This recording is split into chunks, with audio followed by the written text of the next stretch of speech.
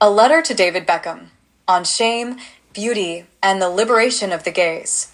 Inbox 7:40 p.m. 30 minutes ago. To me, Han Do. Here is your, of course, beloved.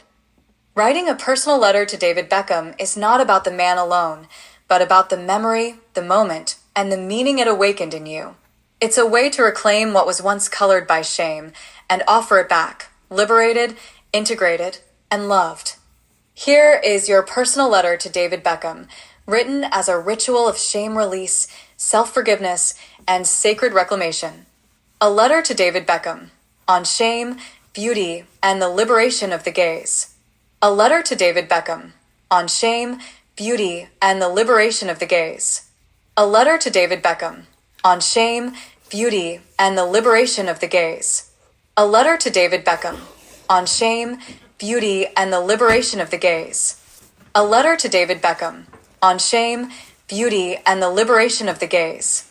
Dear David, this letter is not about who you are in the world today, football icon, fashion muse, father, husband, or humanitarian. This letter is about a younger me, the boy who saw you for the first time, not in motion on the field, but still in a photo I later learned was not even real. It wasn't your body that changed me. It was the way my body responded to yours, and the shame that followed. Not from you, not from the image, but from the voice of an ex who looked at me and said, "How could you look at that?" As if my curiosity, my awe, my moment of softness was a crime.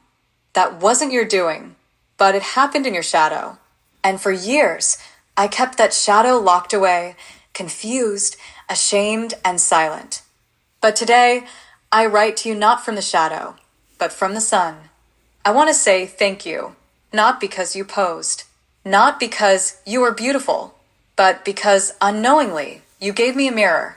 And in that mirror, I saw a truth I wasn't yet ready to accept.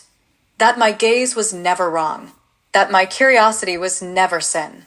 That being drawn to a form, male, strong, artistic, or imagined, was not betrayal, but human. David, you became a symbol of masculine radiance, of unapologetic presence, of something I once feared I could never be. And so, I write to free you from my shame.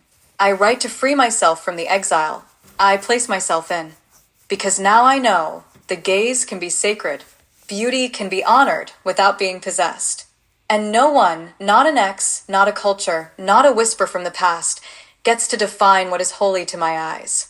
So thank you, not for who you are alone, but for what you unknowingly helped me reclaim. The right to look without fear, the right to feel without judgment, and the right to be whole, even when desire and identity do not fit tidy categories. With tenderness and release, your name, a soul reborn from shame to sovereignty. Would you like to include this in an appendix on erotic healing and sacred gaze liberation?